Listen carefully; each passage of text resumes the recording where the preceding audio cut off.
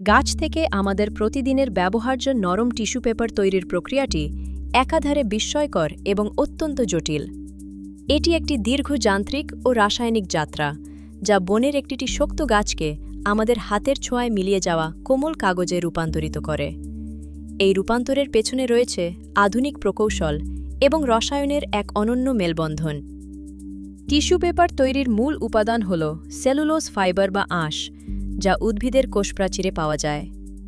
সব ধরনের কাঠ থেকে টিস্যু তৈরি করা সম্ভব হলেও সাধারণত দুই ধরনের কাঠ ব্যবহার করা হয়: সফটউড বা নরম কাঠ, যেমন পাইন, ফার বা স্প্রুস গাছ, এবং হার্ডউড বা শক্ত কাঠ, যেমন ইউক্যালিপটাস, পপলার বা বার্ডস গাছ। নরম কাঠের আঁশগুলো দীর্ঘ ও শক্তিশালী হয়, যা টিস্যুকে ছিঁড়ে যাওয়া থেকে রক্ষা করার শক্তি যোগায়। অন্যদিকে শক্ত কাঠের আঁশগুলো আকারে ছোট ও নরম হয়, যা টিস্যুকে চূড়ান্ত কোমলতা ও মসৃণতা দান করে। একটি মানসম্মত ও আরামদায়ক টিস্যু তৈরি করতে এই দুই ধরনের কাঠের আঁশের একটি নিখুঁত মিশ্রণ ব্যবহার করা হয়। প্রক্রিয়াটির একেবারে প্রথম ধাপ শুরু হয় বনাঞ্চলে। কাঠুরে বা আধুনিক যন্ত্রের সাহায্যে নির্দিষ্ট গাছ কাটার পর সেগুলোকে ট্রাকে করে পাল্প মিলে বা মণ্ড তৈরির কারখানায় নিয়ে আসা হয়। কারখানায় আনার পর প্রথম কাজ হল গাছের গুঁড়িগুলো থেকে বাকল বা ছাল ছাড়ানো, কারণ গাছের ছাল দিয়ে ভালো মানের কাগজ বা টিস্যু তৈরি করা যায় না। এতে আঁশের পরিমাণ কম থাকে এবং এটি চূড়ান্ত পণ্যের রং নষ্ট করে দেয়। বিশালাকার ঘূর্ণায়মান ড্রামের মধ্যে কাঠের গুঁড়িগুলোকে প্রবেশ করিয়ে পরস্পরের সাথে ঘর্ষণের মাধ্যমে বাকলগুলো সম্পূর্ণ আলাদা করা হয়। এই ছালগুলো ফেলে দেওয়া হয় না, বরং কারখানার বয়লারে জ্বালানি হিসেবে ব্যবহার করে বিদ্যুৎ ও তাপশক্তি উৎপাদন করা হয়। বাকল ছাড়ানো চকচকে কাঠের গুঁড়িগুলোকে এরপর একটি শক্তিশালী চিপার মেশিনে পাঠানো হয়। এই মেশিনটি মুহূর্তের মধ্যে আস্ত কাঠের গুঁড়িকে ছোট ছোট টুকরো বা কাঠের চিপসে পরিণত করে। প্রতিটি চিপসের আকার সাধারণত 1 থেকে 2 ইঞ্চি হয়। কাঠের টুকরোগুলোকে সমান আকারে কাটা অত্যন্ত জরুরি, কারণ পরবর্তী ধাপে যখন এগুলোকে রাসায়নিক উপায়ে রান্না করা হবে, তখন যেন সব টুকরো সমানভাবে সেদ্ধ হতে পারে। ছোট ছোট কাঠের চিপসগুলোকে এরপর একটি বিশালাকার চাপযুক্ত পাত্রে পাঠানো হয়, যাকে বলা হয় ডাইজেস্টার। এটি মূলত একটি ইন্ডাস্ট্রিয়াল প্রেসার কুকার। এই ডাইজেস্টারের ভেতর কাঠের চিপসগুলোর সাথে শক্তিশালী রাসায়নিক উপাদান, যেমন সোডিয়াম হাইড্রোক্সাইড এবং সোডিয়াম সালফাইড এবং জল মেশানো হয়। এই পুরো প্রক্রিয়াটিকে বলা হয় ক্রাফট পাল্পিং পদ্ধতি। ডাইজেস্টারের ভেতরে উচ্চ তাপমাত্রা এবং প্রচণ্ড চাপে এই মিশ্রণটিকে কয়েক ঘন্টা ধরে রান্না করা হয়। কাঠের মধ্যে মূলত দুটি প্রধান উপাদান থাকে: সেলুলোজ, যা আমাদের প্রয়োজন, এবং লিগনিন, এক ধরনের প্রাকৃতিক আঠা যা সেলুলোজের আঁশগুলোকে একসাথে শক্ত করে ধরে রাখে। এই রাসায়নিক রান্নার মূল উদ্দেশ্য হল লিগনিনকে গলিয়ে সম্পূর্ণ আলাদা করে ফেলা। রান্না শেষ হওয়ার পর লিগনিন গলে তরলে পরিণত হয় এবং সেলুলোজের আঁশগুলো একে অপরের থেকে মুক্ত হয়ে একটি ঘন বাদামি রঙের মণ্ড বা পাল্পে রূপ নেয়। ডাইজেস্টার থেকে বের হওয়া এই বাদামি মণ্ডটিকে এরপর ভালোভাবে ধৌত করা হয়। ধোয়ার ফলে গলে যাওয়া লিগনিন এবং ব্যবহৃত রাসায়নিকগুলো সম্পূর্ণ আলাদা হয়ে যায়। এই বর্জ্য তরলটিকে রিঅ্যাক্টরে নিয়ে আবার প্রক্রিয়াজাত করা হয়, যাতে কারখানার রাসায়নিকগুলো বারবার ব্যবহার করা যায় এবং পরিবেশের ক্ষতি কম হয়। ধোয়ার পর যে পাল্পটি পাওয়া যায় তা দেখতে অনেকটা কাদার মতো এবং এর রং হয় গাঢ় বাদামি। কিন্তু আমরা যে টিস্যু পেপার ব্যবহার করি তা ধবধবে সাদা। তাই এই বাদামি মণ্ডকে সাদা করার জন্য ব্লিচিং প্রক্রিয়ার মধ্য দিয়ে যেতে হয়। ক্লোরিন ডাইঅক্সাইড, অক্সিজেন বা হাইড্রোজেন পারক্সাইডের মতো রাসায়নিক ব্যবহার করে কয়েক দফায় এই মণ্ডটিকে ব্লিচ করা হয়।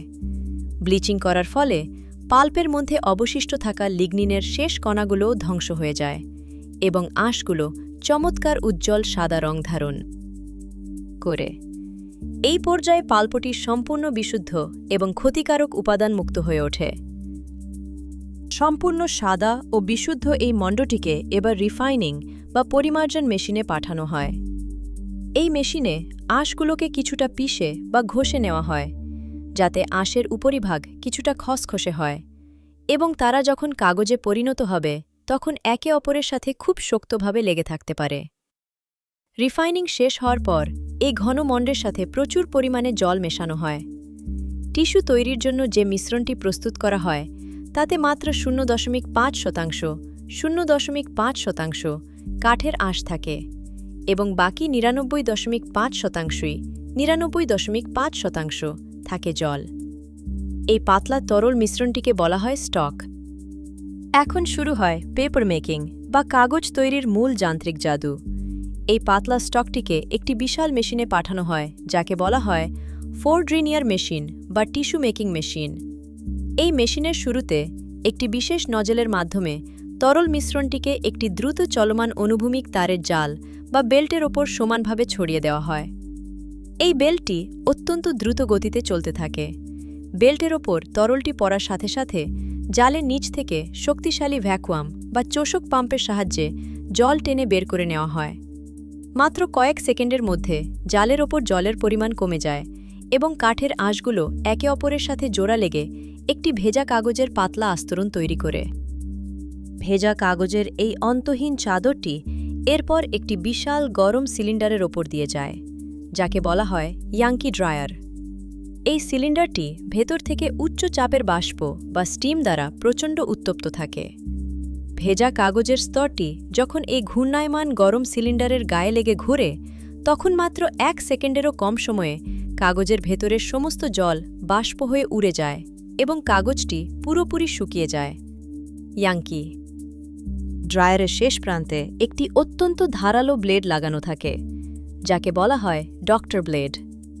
সিলিন্ডারের গায়ে লেগে থাকা শুকিয়ে যাওয়া পাতলা কাগজটিকে এই ব্লেডটি আলতো করে স্ক্র্যাপ বা চেঁচে তুলে নেয়। এই চেঁচে তোলার প্রক্রিয়ার কারণে কাগজটিতে অসংখ্য অতি ক্ষুদ্র ভাঁজ বা কুঞ্চন তৈরি হয়। টিস্যু পেপারের পরিভাষায় এই প্রক্রিয়াটিকে বলা হয় ক্রিপিং। এই ক্রিপিং প্রক্রিয়ার কারণেই টিস্যু পেপার এতটা নরম, স্থিতিস্থাপক এবং জল শোষণকারী হয়ে ওঠে। ক্রিপিং না করা হলে টিস্যু পেপারটি সাধারণ লেখার কাগজের মতো শক্ত ও খসখসে হয়ে যেত। ড্রায়ার থেকে বেরিয়ে আসা এই বিশাল কাগজের চাদরটিকে একটি রোলারের সাহায্যে বড় রোল আকারে জড়ানো হয়। একে বলা হয় প্যারেন্ট রোল। একটি প্যারেন্ট রোলের ওজন কয়েক টন পর্যন্ত হতে পারে এবং এতে মাইলের পরপর মাইল লম্বা টিস্যু কাগজ থাকে। চূড়ান্ত ধাপে এই বিশাল প্যারেন্ট রোলগুলোকে কনভার্টিং কারখানায় নিয়ে যাওয়া হয়। এখানে গ্রাহকের চাহিদা অনুযায়ী বিভিন্ন ধরনের টিস্যু, যেমন facial tissue, toilet tissue, kitchen towel বা ন্যাপকিন তৈরি করা হয়। যদি 2 স্তর, 2 প্লাই বা 3 স্তরের 3 প্লাই টিস্যু তৈরি করতে হয়, তবে 2টি বা 3টি প্যারেন্ট রোলকে একসাথে এনে মেশিনের সাহায্যে জোড়া লাগানো হয়। এই সময় মেশিনের বিশেষ রোলার কাগজের ওপর সুন্দর নকশা বা এমবসিং তৈরি করে। এমবসিং করার ফলে টিস্যুর স্তরগুলো একসাথে আটকে থাকে এবং এর মাঝে ছোট ছোট বাতাসের পকেট তৈরি হয়, যা টিস্যুর জল শোষণ ক্ষমতা আরও বাড়িয়ে দেয়। সবশেষে স্বয়ংক্রিয় কাটিং মেশিনের সাহায্যে এই দীর্ঘ রোলগুলোকে নিখুঁত মাপে কাটা হয়। ফেশিয়াল টিস্যু হলে তা নির্দিষ্ট মাপে কেটে ভাঁজ করে বক্সে ভরা হয়, আর টয়লেট বা কিচেন টিস্যু হলে তা ছোট ছোট কোর বা কার্ডবোর্ডের নলের ওপর পেঁচিয়ে রোল আকারে কেটে প্লাস্টিকের প্যাকেটে সিল করা হয়। পুরো প্রক্রিয়াটি আধুনিক কারখানায় সম্পূর্ণ স্বয়ংক্রিয়ভাবে নিয়ন্ত্রিত হয়, যেখানে মানুষের হাতের স্পর্শ ছাড়াই কাঠ থেকে চূড়ান্ত টিস্যু পেপার প্যাক হয়ে বাজারে যাওয়ার জন্য প্রস্তুত হয়।